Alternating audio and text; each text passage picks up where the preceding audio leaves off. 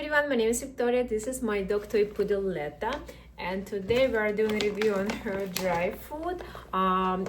This is Hill's diet, so for small and mini breeds. She's 5 pounds toy poodle. Let me show you how it looks like inside. Super easy to eat for her.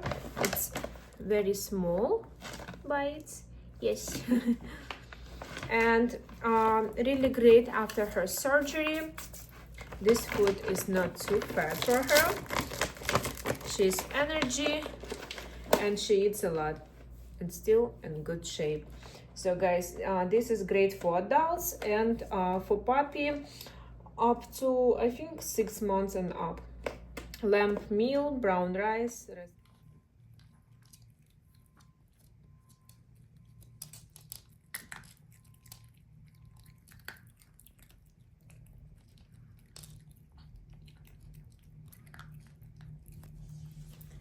And it's perfect size for small dogs.